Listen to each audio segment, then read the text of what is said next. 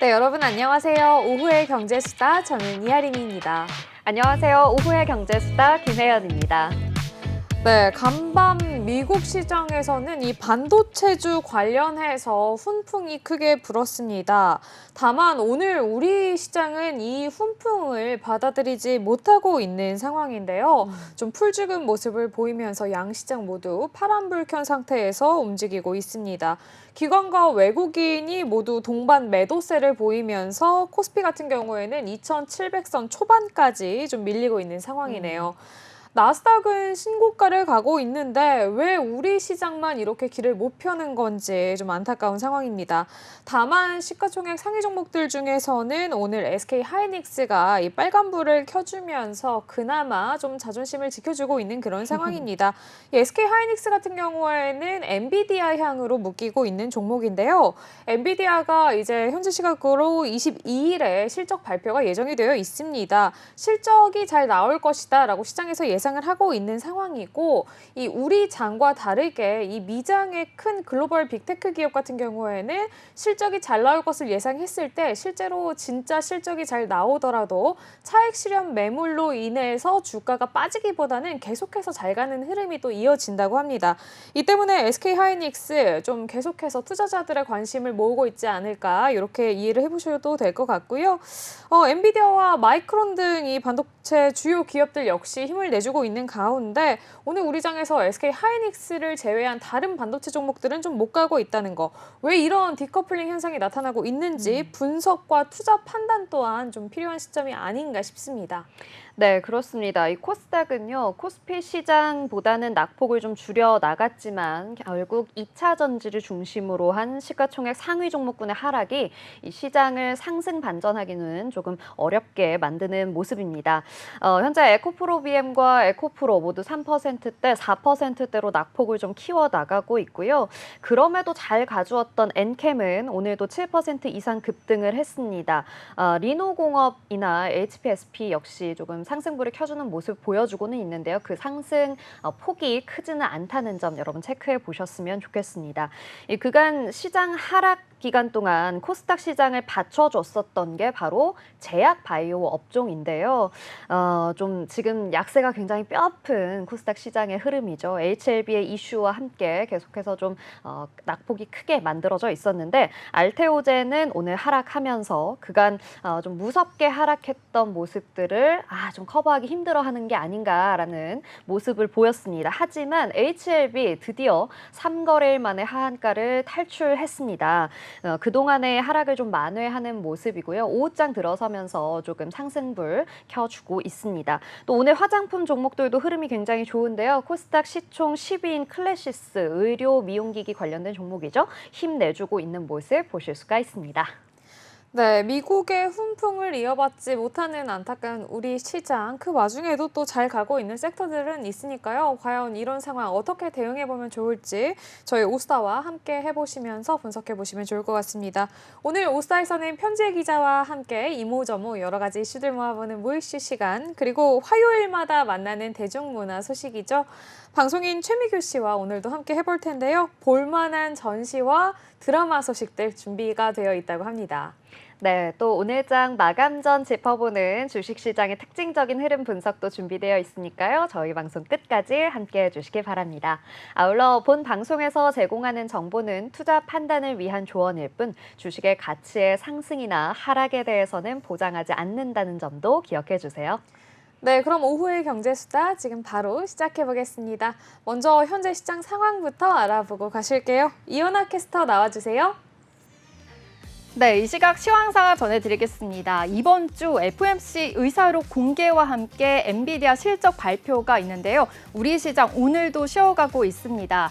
간밤 뉴욕 증시는 최고 실적을 경신하면서 분위기가 좋은데 우리 시장은 좀 쉬어가면서 아쉬운 흐름 보여지고 있습니다. 양 시장 모두 파란불 켜내고 있는데요. 코스피 0.64% 하락해 2,724포인트 지나가고 있고요. 코스닥은 0.28% 하락해 844포인트 10포인트 지나가고 있습니다.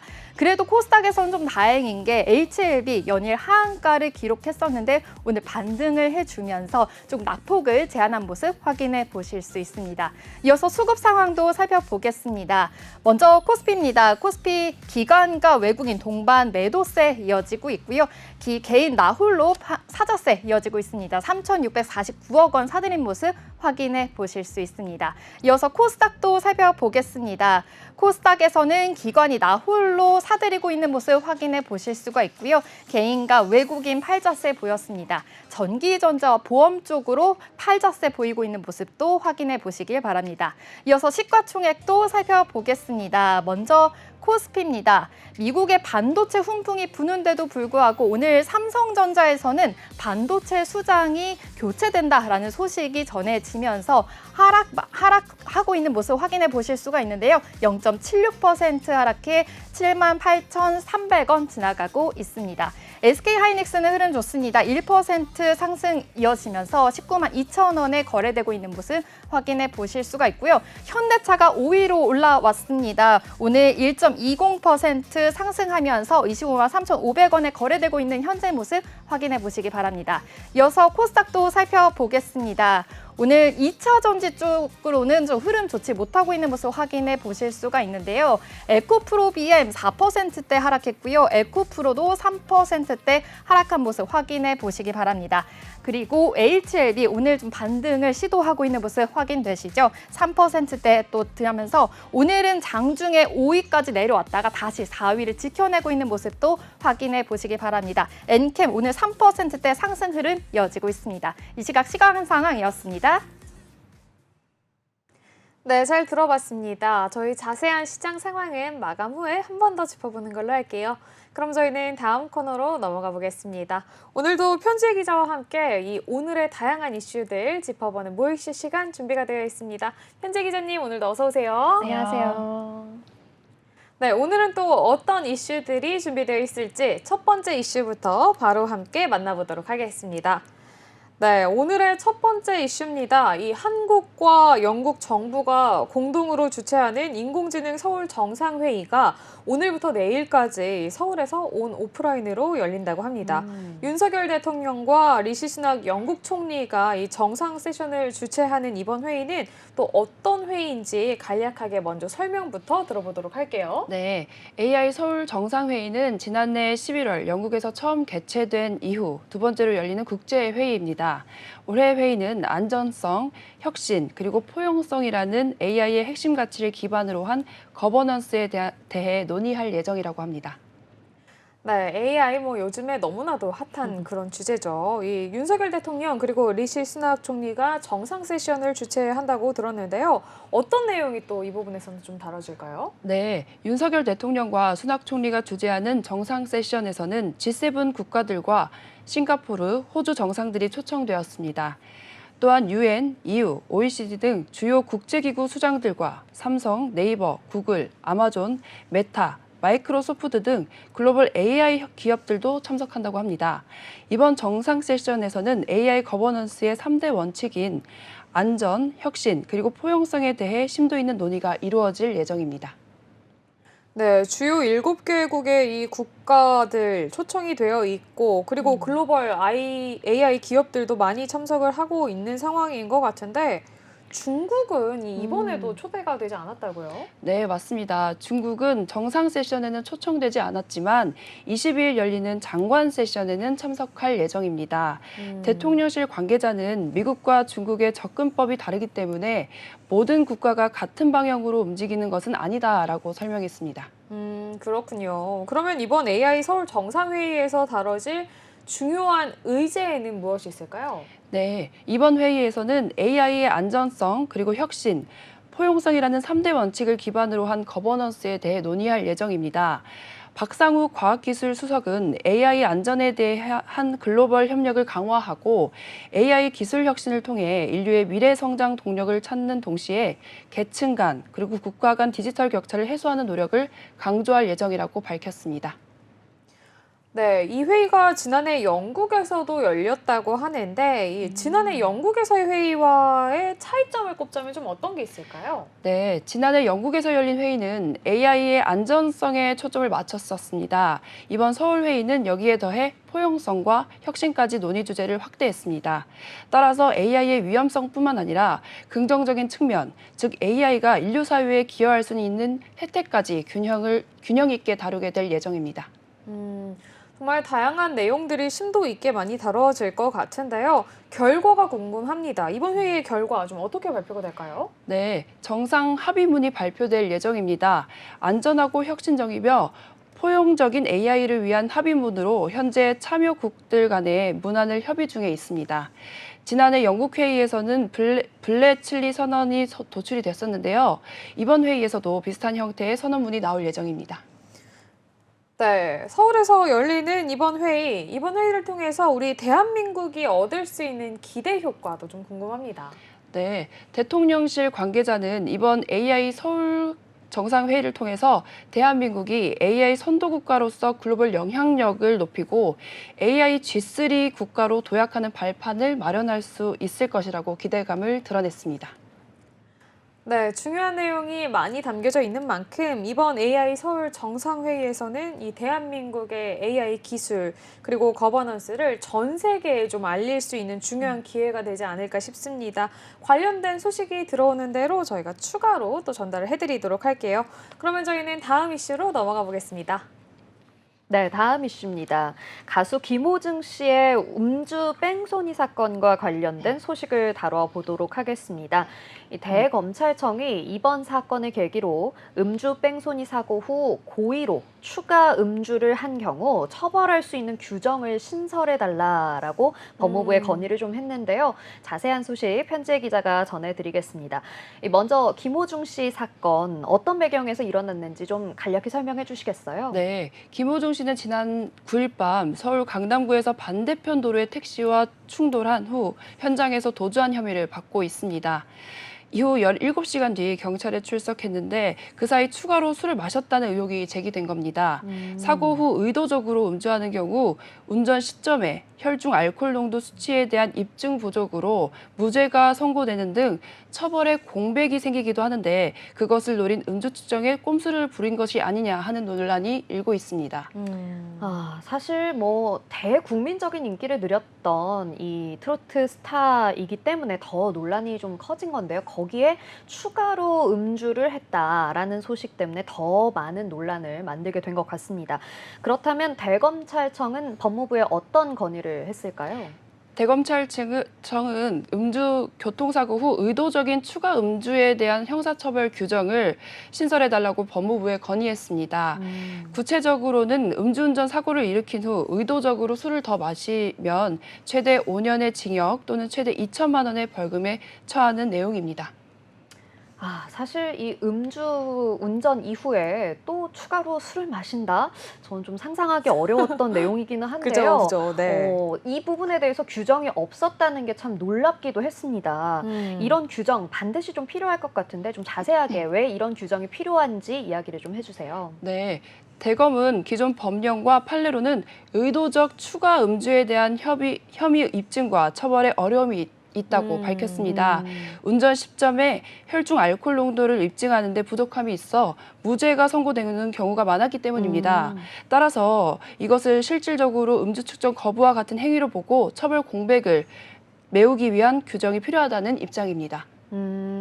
그렇죠. 사실 이 음주한 시점의 혈중 알코올 농도와 또 시간이 좀 흐른 뒤에 농도가 다를 수 있기 때문에 이렇게 뭐 추가로 음주를 또 한다라거나 아니면 시간이 오래 지난 후에 측정을 한다거나 이렇게 됐을 경우에는 그 차이가 좀 많이 생길 수 있을 것 같습니다.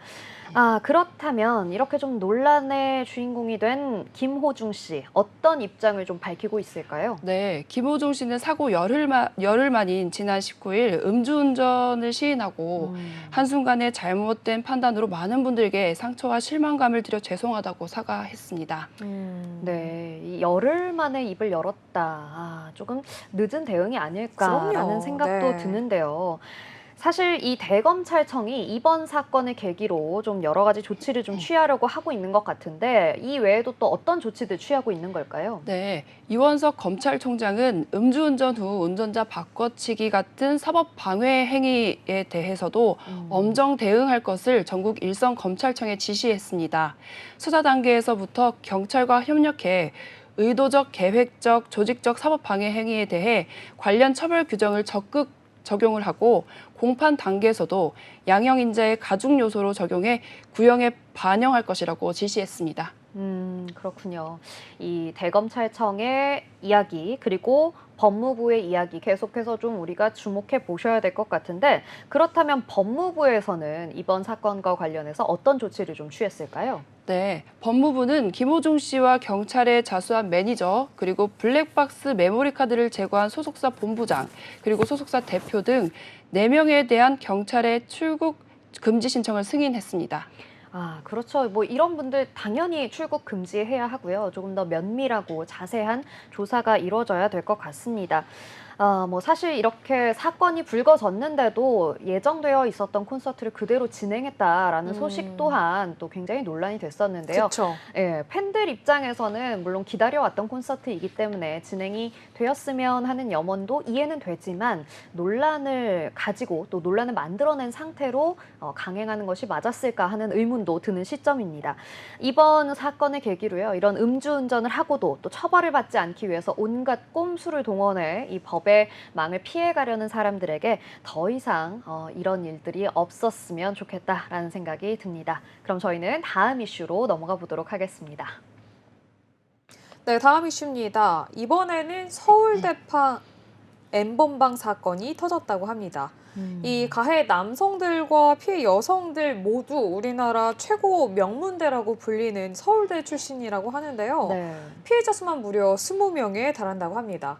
이 여학생들의 얼굴 사진을 합성한 음란물을 유포한 혐의로 40대 박모 씨가 구속 기소가 됐는데요.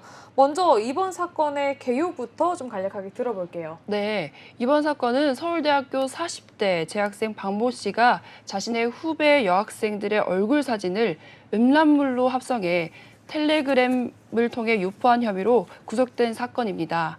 현재까지 확인된 피해자는 약 20명이며 이 중 12명이 경찰에 고소장을 제출한 상황입니다.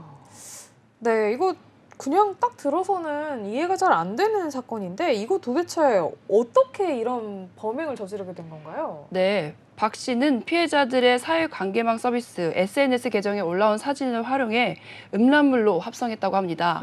이렇게 만들어진 음란물로 텔레그램 단체 방에다가 유포하면서 피해자들을 성적으로 조롱한 혐의를 받고 있다고 합니다. 아, 그러니까 이 SNS 계정에 올라온 남의 사진을 그냥 무단으로 가져다가 합성하는데 이용을 했다는 얘기인데 그 중에서도 이 피해자 중 한 명인 A 씨의 사례가 특히 주목을 받고 있다고 합니다. 이분에게는 그러면 어떤 일이 있었던 건가요? 네, 피해자 A 씨는 영화예매 정보를 얻기 위해 텔레그램 앱을 설치를 했는데 이후 A 씨의 얼굴이 합성된 음란 사진과 동영상이 쏟아지기 시작했다고 합니다. 이로 인해 큰 충격을 받았다고 하는데요.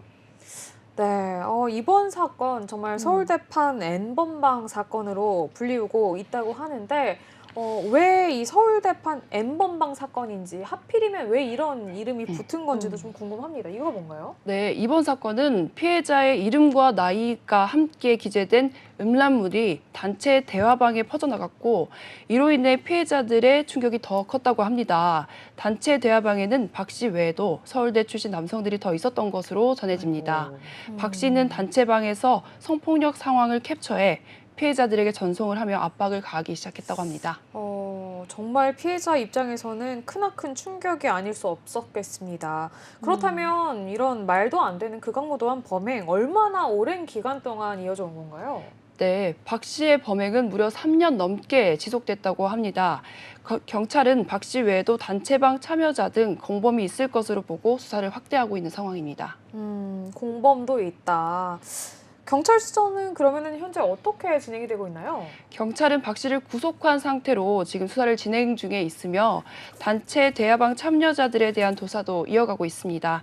추가 공범이 있을 가능성을 염두에 두고 관련 증거를 확보하기 위해 노력하고 있습니다. 네, 이 범인들에 대한 수사 이거 꾸준하게 잘 진행이 돼야 할 텐데 피해자들의 입장도 무엇보다 좀 걱정이 됩니다. 이번 사건으로 인해서 이 피해자들이 정말 큰 충격을 받았을 것 같은데 이들에게는 좀 어떤 지원이 좀 제공이 되고 있을까요? 네, 현재 피해자들은 정신적인 지금 피해를 가장 크게 호소하고 있고요. 법적 지원을 지금 받고 있습니다. 서울대 측에서도 피해자 지원을 위한 대책을 마련 중인 것으로 알려졌습니다. 네, 정말 안타까운 사건이 아닐 수가 없습니다. 이 실제 성폭력과는 다르게 이제 음란물에 합성을 한 그런 사건인데, 이게 실제 사건이 아니라서 이 아주 가벼운 솜방망이 처벌을 받지는 않을까 이런 부분이 또 우려가 되거든요. 모쪼록 무거운 처벌이 내려져서 앞으로 비슷한 사건이 나오지 않아야겠습니다. 그럼 저희는 다음 이슈로 넘어가 보도록 할게요. 네, 마지막 이슈입니다. 서울경찰청이 최근 증가하고 있는 이 청소년들의 도박과 대리 입금 문제에 대해서 대응을 하기 위한 긴급 스쿨벨을 발령했다라고 하는데요. 서울경찰청에서 올해 처음으로 발령한 긴급 스쿨벨 어떤 시스템인지 설명을 좀 부탁드립니다. 네, 긴급 스쿨벨은 청소년과 관련된 중요 사안이 발생한 경우 서울 시내 1,374개 학교와 학부모 78만 명에게 실시간으로 주의와 대응 요령을 전파하는 시스템입니다. 이 시스템은 2021년에 서울경찰청과 서울시 교육청이 함께 구축한 것인데요. 지난해에는 총 4차례 발령됐다고 합니다. 그렇군요. 이번 긴급 스쿨벨 발령이 처음으로 됐다라고 이야기를 해주셨는데 그 배경에는 어떤 문제가 있었던 걸까요? 네, 이번 긴급 스쿨벨은 불법 사이버 도박과 대리 입금이 문제가 주요 원인이었습니다. 대리 입금은 급전이 필요한 사람에게 10만 원 내외의 돈을 빌려주고 단기간에 고금리로 돈을 받는 행위로 최근 SNS를 통해 급격히 확산이 됐다고 합니다. 청소년들 사이에서도 도박 자금을 마련을 하기 위해서 사용되는 사례가 확인이 됐다고 합니다. 경찰에 따르면 올해 1월에서 4월 청소년 도박 검거 건수가 서울에서만 17만 건으로 지난해 같은 기간 대비 약 3배가 증가했다고 합니다. 또한 도박 자금 마련을 위해 대리 입금과 그리고 학교 폭력, 갈취 등 2차 범죄도 발생했다고 합니다. 네, 1월부터 4월까지 청소년 도박 검거 건수가 서울에서만 17건. 야, 정말 생각했던 것보다 너무 많은 건수라서 좀 네. 놀랍다라는 생각이 드는데요. 이렇게 긴급 스쿨벨 발령과 함께 경찰이 또 어떤 조치를 취할 계획을 가지고 있을까요? 네, 경찰은 20일부터 2개월 동안 서울 시내 학교와 학부모를 대상으로 청소년 도박과 그리고 대리입금에 대한 실태 조사를 실시할 예정입니다. 또한 서울시 교육청, 금융감독원, 한국도박문제예방유치원과 협력해서 범죄 예방을 위한 홍보 영상을 제작하고 중독 청소년의 재발 방지를 위한 상담과 치료도 집중적으로 연계할 예정입니다. 네, 이번 긴급 스쿨벨 발령, 이 청소년 도박과 또 대리입금 문제에 경각심을 높이고 실질적인 예방 효과를 거둘 수 있기를 바라겠습니다. 자, 이렇게 오늘 모두 4가지 이슈 알아봤습니다. 현재 기자님, 오늘도 고생 많으셨습니다. 감사합니다. 감사합니다.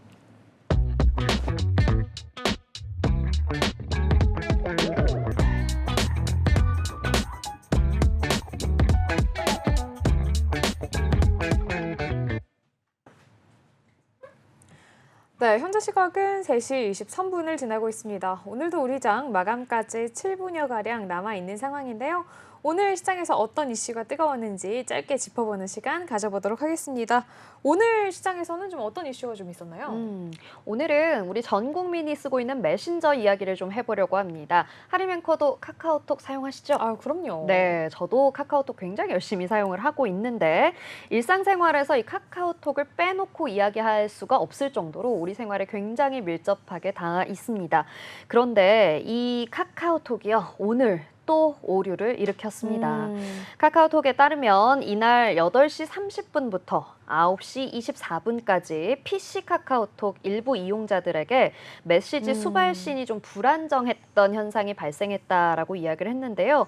이게 사실 처음이 아니라요. 이달 들어서만 벌써 3번째 오류를 일으킨 겁니다. 네. 어제죠. 20일에도 오후 2시 52분부터 약 6분간 이 메시지 수신과 발신 그리고 PC 전 카카오톡 로그인이 원활하지 않은 현상이 발생했었습니다.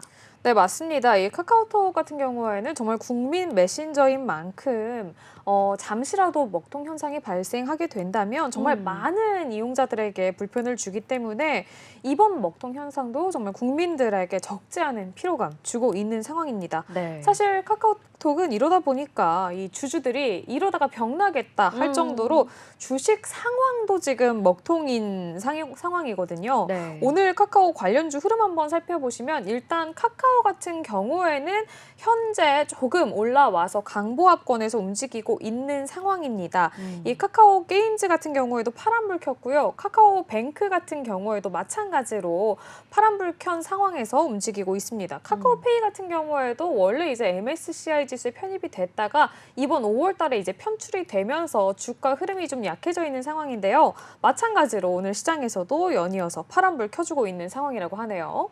네, 말씀해 주셨던 것처럼 사실 주가가 오랜 기간 좀 하락세를 면치 못했습니다. 그리고 경영진의 변화와 함께 경영 정상화에 대한 기대도 컸었지만 특별하게 성과를 보이지 못했던 상황이었거든요. 그런 가운데 이런 잦은 오류 이슈까지 이어지다 보니까 일부 사용자들 중에서는요. 이렇게 브랜드 네임밸류가 거대한데 이런 오류가 너무 잦다. 이것이 좀 제대로 서비스 되고 있는 게 맞나라는 생각까지 하면서 탈카톡을 고민하고 있다라는 오. 이야기까지 나온다고 해요. 그리고 이 카카오의 AI 분야로서는 특별하게 성장할 만한 어떤 상품이나 분야가 없다라고 판단이 되면서 증권가의 코멘트나 리포트에서도 카카오의 목표 주가를 하향하는 모습이 보여집니다. 메리츠 증권이나 삼성증권 역시 지난주 카카오의 목표 주가를 하향했는데요. 성장 동력의 부재와 사법 리스크가 여전하다라는 의견을 밝히기도 했습니다. 네, 정말 카카오톡 국민 메신저로 많은 사랑을 받아왔는데 언제쯤 이 명예를 회복하고 과거의 영광을 되찾을지 네. 좀 지켜봐야 할 것 같습니다. 그리고 저희 다음 이슈도 짧게 한번 만나볼게요. 이 어제 오전에 이제 속보로 언론에서 보도가 됐었는데 이란 대통령 사망에 대한 내용입니다. 이 헬기 추락 사고로 이 에르바임 라이시 이란 대통령이 끝내 사망했다는 소식이 이제 어제 전해졌습니다. 아제르바이잔을 방문했다가 귀국하던 이란 대통령은 이 헬기를 타고 돌아오던 길에 짙은 안개와 폭우를 만나서 사고를 당한 것으로 전해졌습니다. 이 원래 초기에는 뭐 누가 격추를 한 것이 아니냐 뭐 이런 논란도 조금 있었던 것 같은데 그런 부분은 사실이 아니고 이 기후 변화 때문이 이유로 꼽히고 있습니다. 이 헬기 추락 사고로 인해서 대통령 그리고 외무장관을 한꺼번에 잃은 이란은 굉장한 충격에 빠져 있는 상황입니다. 네. 수도 테헤란에는 이 수많은 추모객이 모여서 애도 중이라고 하네요. 그렇군요. 그런데 이 이란 대통령이 타고 있던 사고 헬기가 사실은 수십 년 전에 도입됐던 노후 기종일 가능성이 있다라는 분석을 CNN이 내놓았습니다. 이 라이시 대통령이 사고 당시 미국산 벨 212 헬기를 타고 있다고 보도를 했는데요. 이란이 국제사회의 제재로 헬기 부품 조달에 어려움을 겪었다라는 보도도 이어지면서 이란 대통령의 헬기 사고가 결과적으로는 미국 때문이다라는 주장까지 이어지고 있는 상황입니다. 미국은 이런 이야기에 발끈했는데요. 매슈 밀러 미 국무부 대변인은요. 45년 된 헬기를 띄우기로 결정한 것은 이란 정부의 책임이다라고 반박하는 이야기까지 나왔습니다. 이 오랜 기간 국제 제재가 이루어지면서 이 헬리콥터의 부품을 제대로 수급하지 못하는 상황이 이어지는 게 아닌가라고 이야기가 이어지면서 정비 문제의 가능성도 제기되고 있습니다. 네. 아시다시피 이 이란과 미국의 관계는 이스라엘과 하마스 전쟁 이후 정말 폭풍전야라고 해도 과언이 아닐 정도인데요. 강경 보수 성향이었던 라이시 대통령이 사망을 하게 되면서 이란을 포함한 중동 정세가 다시 한번 요동칠 수 있는 상황이 오지 않을까 이런 지정학적 리스크가 불거지고 있는 상황이라고 합니다. 네. 이 때문에 오늘 국제 유가 같은 경우에도 좀 불안정한 흐름 보이고 있습니다. 워낙에 네. 유가가 높아 있는 상황이라서 오늘 눈에 띄게 상승을 하지는 않았었는데요. 이렇게 뭐 리스크가 계속 된다면 앞으로의 유가 움직임 좀 불안정하지 않을까 이렇게 예측해 볼 수 있을 것 같습니다. 네, 그렇습니다. 이런 소식에도 불구하고 우리 서부 텍사스산 원유는요, 하락 마감을 했습니다. 하지만 국내 시장의 정유주들은 또 상승하는 흐름 보였는데요. 뭐 GS나 SOL 같은 종목들은 상승하는 흐름들을 보여줬다라는 점도 여러분께서 좀 체크해 보셨으면 좋겠습니다. 자, 네. 그렇다면 오늘은 이렇게 먹통 사태를 불러왔던 카카오와 이란 대통령의 사망 이후 중동 정세 그리고 글로벌 증시 영향까지 두루 짚어봤습니다. 저희는 마감 시황 함께 살펴보고 다시 돌아오겠습니다.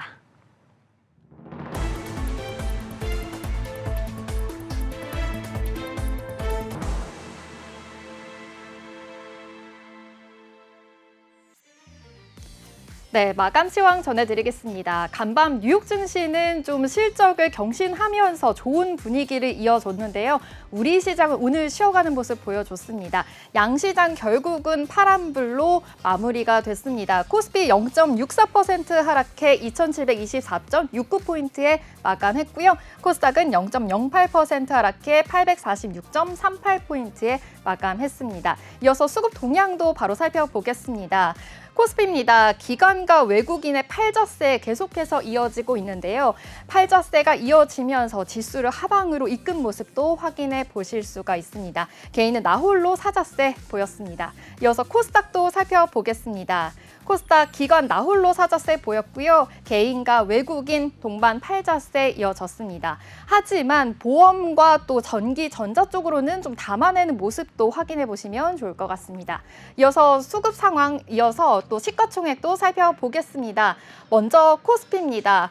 미국의 반도체주 훈풍이 이어지면서 하지만 삼성전자는 오늘 반도체주 좀 수장이 교체된다라는 소식이 이어졌는데요. 하락으로 결국엔 마감했습니다. 0.63% 하락해 78,400원에 마감했고요. SK하이닉스는 1% 상승했습니다. 19만 2,000원에 마감한 모습 확인해 보실 수 있습니다.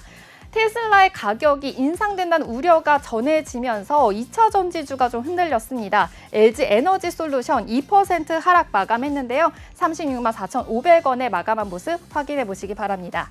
이어서 코스닥도 살펴보겠습니다. 코스닥 시가총액 1위부터 5위 살펴보겠습니다. 에코프로 그룹주들 역시나 2차 전지주가 흔들리면서 하락세 보였는데요. 4%대, 3%대 하락세 이어지고 있는 모습 확인해 보실 수가 있고요.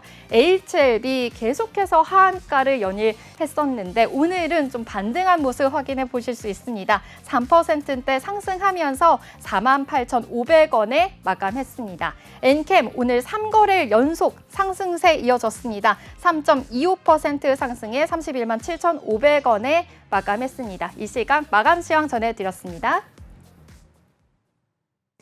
네, 잘 들어봤습니다. 저희는 그러면 오늘 시장에서 좀 뜨거웠던 종목들 몇 가지 짚어보는 시간을 갖도록 하겠습니다. 오늘 시장에서는 좀 어떤 종목들의 움직임이 눈에 띄었나요? 오늘은 뭐 우리 시장 전반적으로 좀 혼조세 띄우는 가운데 그래도 개별적으로 좀 잘 가는 섹터들은 있었습니다. 그 중에서도 여러분이 좀 다행이다 하고 안도하셨던 섹터가 화장품 섹터가 아닐까 싶은데요. 네, 오늘 화장품 종목들 굉장히 좋은 흐름들 보였습니다. 오늘 한국 화장품 제조나 한국 화장품, 잉그루드랩 그리고 네이처셀과 같은 화장품 관련 종목들 굉장히 좋은 흐름이었거든요. 네. 본느의 경우에는 오늘 10.42% 상승을 했고요. 네. 지금 뭐 아이패밀리 SC와 같은 종목들도 12% 상승하는 흐름 보였습니다. 사실 우리 그동안 이 수출 호조 소식이 계속 이어지면서 화장품들의 흐름이 굉장히 좋았잖아요. 근데 ODM이나 OEM 종목들도 잘 가고 있었고 맞습니다. 또 대표적인 유통회사인 실리콘2도 약간 대장격으로 우리 지수를 좀 상승하는 흐름 보여줬었는데 우리 화장품 수출이 중국을 제치고 미국 내에서 5위에 올랐다라는 소식도 여러분이 한번 체크해 보셨으면 좋겠습니다. 네. 그만큼 굉장히 좋은 흐름 보여주고 있다라는 거죠. 맞습니다. 네, 그리고 지금 또 보니까요. 제가 선진 뷰티 사이언스라는 종목에 대한 뉴스를 또 찾아봤어요. 지금 미국의 FDA 인증 제조사로는 선진 뷰티 사이언스와 일본의 T사가 하나가 유일하다고 하는데요. 미국의 화장품 규제 현대화법이 7월에 시행된다고 합니다. 근데 이 선진 뷰티 사이언스라는 종목은 선크림, 선케어 제품을 잘 만드는 회사라고 하네요. 그래서 여러분이 선진 뷰티 사이언스도 한번 보셨으면 좋겠고요. 오늘 차트 보니까 윗꼬리 조금 길게 달고 내려오기는 했는데요. 그래도 9.64% 상승하면서 종가 형성을 했습니다. 차트 흐름이 계속 좀 우상향하는 흐름 보여지는 것 같으니까요. 이 부분도 한번 체크해 보셨으면 좋겠습니다. 자, 또 다른 종목들 어떤 게 있을까요? 네, 오늘 시장에서 전반적으로 화장품, OEM 그리고 ODM 업종 관련주들이 좋은 흐름을 보였다면 네. 그 외에 또 좀 섹터는 아니지만 종목 중에서 눈에 띄게 잘 간 종목 하나 골라볼 수가 있을 것 같습니다. 네. 대성창투가 오늘 시장에서 좋은 흐름 보였습니다. 지금 현재 시각으로 한번 살펴보시면 상한가에 도달을 해서 장 마감이 됐다. 이렇게 보실 수 있을 것 같은데요. 대성창투 같은 경우에는 이 이름에서 알 수 있다시피 창업 투자를 하는 기업입니다. 이 대성창투가 투자했던 기업 중에 한 곳인 시프트업이 최근에 이제 기업 공개 IPO에 본격적으로 나선다라는 소식이 전해지면서 오름세를 이끈 건데요. 꽤나 투자를 많이 했더라고요. 2020년에 이제 이 시프트업의 시리즈 C 투자까지 실시가 됐다고 하는데 시리즈 C 투자면은 이 투자금이 꽤나 있는 그런 상황인 거고 그렇죠. 이 시프트업의 시가총액이 최대 3조 원에 이른다라는 전망이 좀 나오면서 앞으로 전망 괜찮지 않을까 이런 시각이 우세한 상황이라고 합니다. 네. 자, 이렇게 오늘 저희 좀 눈에 띄게 올랐던 섹터와 종목 몇 가지 살펴봤습니다. 그럼 저희는 다음 코너로 빠르게 넘어가 보도록 할게요. 자, 5월입니다. 5월은 정말 바야흐로 계절의 여왕이다라고 이야기가 되기도 합니다. 네. 눈부신 5월에 이 햇살보다 더 빛나는 작품들을 만나는 전시회 나들이 정말 듣기만 해도 너무너무 설레는 그런 상황이에요. 네, 그렇습니다. 그래서 오늘은 늘 좋은 전시와 또 무닥의 소식을 전해주시는 분, 우리 방송인 최미교 씨와 함께하는 시간입니다. 이번 주에 볼만한 전시 그리고 화제의 드라마까지 함께 짚어보겠습니다. 최미교 씨, 어서 오세요. 어서오세요. 네, 오늘 그러면 5월에 볼만한 전시들이 어떤 게 있을지 너무너무 궁금하니까 빨리 한번 여쭤보도록 하겠습니다. 첫 번째로 만나볼 전시는 우리에게 이 작가보다도 배우로 훨씬 더 잘 알려진 하지원 씨의 첫 번째도 아니고 언제 또 벌써 이렇게 전시회를 많이 하셨는지 두 번째 개인전 소식이라고 하네요. 네, 27년 차 배우 하지원이 화가로 대중 앞에 섰습니다. 개인전 핑크 드로잉, 코익지스턴스, 공존을 통해서입니다. 지난해 4월 첫 번째 개인전을 성황리에 마무리한 데 이어서 이번이 두 번째 전시회 개최인데요. 영화나 드라마에서 수많은 페르소나 가면을 썼던 하지원은 그동안 여러 작품을 통해 다양한 캐릭터를 소화해왔습니다. 그런 그가 영상 매체가 아닌 그림으로 자신의 진짜 모습을 보여주기 위해서 그림 작업을 시작했다고 하는데요. 단순히 외면만 보여주는 것이 아닌 온전한 자신의 생각과 에너지를 캔버스 위에 솔직하게 담아냈다고 합니다. 그렇군요. 이 하지원 씨가 사실 20년 넘게 배우 생활을 하셨다고 해요. 굉장히 또 경력이 굵직한 배우라고 우리가 너무너무 잘 알고 있는데 그림을 그리게 되셨다. 어떻게 그림을 그리게 되셨는지 그 계기가 궁금합니다. 네, 20년 넘게 배우 생활을 하다가 나라는 사람을 찾기 시작하고 알아가면서 엄청난 롤러코스터를 탔다라면서 그림을 그리게 된 이유를 밝혔는데요. 하지원은 약 8, 9년 전부터 가볍게 스케치를 하고 제대로 된 그림을 그리기까지는 약 5년여의 시간이 걸렸다고 해요. 무대에서 바라본 나 자신이 아닌 나를 객관화하고 싶었어요. 나의 주변 환경들이 보이기 시작하면서 작업을 해야겠다는 생각이 들었죠. 1년의 작업은 어떻게 보면 저의 과정을 옮기는 기록 같은 것이기도 해요. 작업을 통해 제 스스로를 찾아가는 데 엄청난 도움을 줬고 나라는 사람에게도 큰 도움이 된다는 생각이 들었습니다. 라고 전했습니다. 전시 제목이 핑크 드로잉, 코익지스턴스, 공존인 것도 하지원이 이번 전시를 통한 한 개인의 삶을 넘어서 우리 모두가 겪는 혼란을 공존의 시각으로 재정의의 작품으로 보여주고 싶었다고 하는데요. 누군가와의 공존하기 이전에 가장 근본적인 자신과의 공존을 위한 메시지를 전달하는 것이라고 합니다. 어떤 작품들일지 정말 굉장히 기대가 되는데요. 이 하지원 씨가 표현하는 그림에는 이 듣자하니 신데렐라나 백설공주 혹은 미키마우스처럼 우리가 익히 잘 알고 있는 이 캐릭터, 인물들도 또 등장을 한다고요? 네, 그 캐릭터들 다들 너무 좋아하시죠? 그럼요. 네. 네, 이번 전시에서는 신데렐라, 백설공주, 미키마우스 등 다양한 캐릭터를 활용한 40여 점들의 작품들을 선보이는데요. 가슴이 강조되는 과장된 표현이나 영어로 된 비속어 글귀 등 추상적인 이미지들이 담겨 있어서 여러 해석의 여지를 주는데요. 하지원은 그림 속에 표현된 캐릭터가 자신이며 자화상이라고 설명했습니다. 그림의 캐릭터는 저를 대변하는 페르소나예요. 신체가 노출된다거나 가슴이 드러나는 부분은 오히려 작업을 하면서 나라는 사람을 표출하면서 자유로운 사람이 되고 싶다는 점을 표현한 것이죠. 캐릭터들은 저를 대변하는 표현이에요.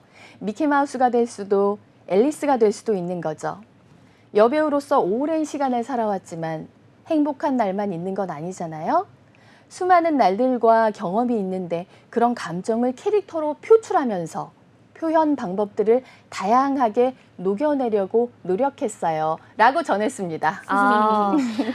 우리 최미교 씨가 이렇게 이야기를 해주시니까 정말 이 하지원 씨의 목소리가 그러니까요. 들리는 것처럼. 네, 약간 하지원의 페르소나를 딱 네. 입으신 것처럼. 아이고, 제가 정말 성대모사를 한 건가 모르겠습니다. 네, 너무 실감나게 잘 읽어주신 것 같습니다. 감사합니다. 너무너무 잘 들었습니다. 결국에는 이 배우 하지원 씨와 또 화가 하지원 씨를 좀 분리해서 생각할 수가 없을 텐데 이 두 배우와 화가의 세계를 전시를 통해서 오롯이 만날 수 있을 것 같습니다. 그렇다면 이 하지원 씨의 전시 안내를 좀 부탁드릴게요. 네, 배우 하지원의 개인 두 번째 개인전은요. 5월 10일부터 8일까지 서울 중구 KG타워 갤러리 선에서 진행되고요. 무료 전시이니까 오수다 시청자 여러분 얼른 가서 많이 핑크 드로잉의 그 기운을 느껴보시기 바랍니다. 네, 6월 8일까지면 그렇게 시간이 많이 남지는 않았네요. 좀 전시 보고 싶었던 분들이 계시면 서둘러서 찾아가 보셔야 될 것 같습니다. 그러면 저희는 다음 전시 소식도 만나보도록 할게요. 이번 전시도 굉장히 흥미롭습니다. 이 포스터만 봐도 뭔가 굉장히 동양적이고 아름다운 느낌이 드는데 이번 전시는 과연 어떤 전시인가요? 네, 한국화가 신선미 개인전, 사랑, 그날의 기억전을 소개해드리려고 합니다. 신선미 화가는 장지의 수묵 담채로 한복 입은 여인과 개미 요정 일상을 발랄하게 담아내서 인기를 얻은 작가입니다. 이번 전시에는 작년에 선보였던 덕혜가 시리즈의 또 다른 스토리를 이어 선보이던데요. 신작은 역사 속 인물인 덕혜옹주와 그를 그리워한 아버지 고종의 그리움이 표현된 작품 속에 개미 요정이 등장하고요. 다른 시대와 인물로 또 다른 사랑이라는 주제가 확장되어 이어지고 있습니다. 전통 복식인 한복을 아름답게 입은 여인과 아이의 현대 생활상, 그리고 개미 요정이 공존하는 세계 등 일상과 비일상을 넘나들며 따스한 감동을 자아내는 신선미 화가의 개인전. 꼭 한번 찾아서 우아한 아름다움 안에 숨겨진 이야기들을 찾는 재미를 느껴보시길 바라겠습니다. 네, 한국 화가 신선미 화가 이야기해 주신 걸 듣다 보니까요. 이 덕혜옹주와 개미요정 어떤 그림일까 굉장히 기대가 됩니다. 이 신선미 화가의 작품은요. 최근 한 드라마에 깜짝 등장하기도 했다고요? 네, 현재 방영 중인 JTBC 드라마 히어로는 아닙니다만에서 등장인물의 조상들이 과거 어떤 능력을 가졌고 어떻게 그 능력을 사용하게 되었는지 문헌을 보면서 설명하는 장면에 사파처럼 신선미 화가의 작품이 등장하고요. 마치 벽화를 보듯이 옛 서책을 보듯이 실감나게 표현한 신선미 화가의 작품이 극의 몰입도를 훨씬 더 깊게 함께 해줬다는 호평이 이어지고 있고요. 신선미 화가의 작품에도 많은 관심이 모아지고 있는 중이라고 합니다. 네, 제가 이거 포스터를 딱 보고 어디서 많이 본 것 같다 이런 어. 생각이 들어서 좀 찾아봤더니 제가 알고 있던 작가예요. 아, 그래요? 네, 최근 들어서 인기가 정말 많아서 인터넷상에서도 이 작가의 그림을 좋아하는 이 독자라고 해야 될까요? 이런 시청자분 굉장히 많이 계셨던 것 같습니다. 좀 이렇게 좋아하는 작가의 전시를 직접 눈으로 볼 수 있는 기회가 많지 않기 때문에 혹시 관심 있으셨던 분들이 계시다면 이번 전시도 꼭 한번 눈여겨서 봐주시면 좋을 것 같습니다. 자, 그럼 저희는 이렇게 두 분 화가의 작품 이야기까지 한번 만나봤는데 끝으로 요즘 화제가 되고 있는 드라마까지 또 알차게 한 편 소개를 해주신다고요? 네, TVN 주말 드라마 졸업. 대치동 학원가의 리얼한 이야기를 전하면서 흥미를 끌고 있는데요. 줄거리는 정여원이 연기하는 서혜진과 그녀의 오랜 제자 위하준이 연기하는 이준호와의 로맨스를 그리고 있습니다. 정여원에게 위하준은 성적을 8등급에서 1등급으로 올려준 기적의 학생으로 기억되고 있습니다.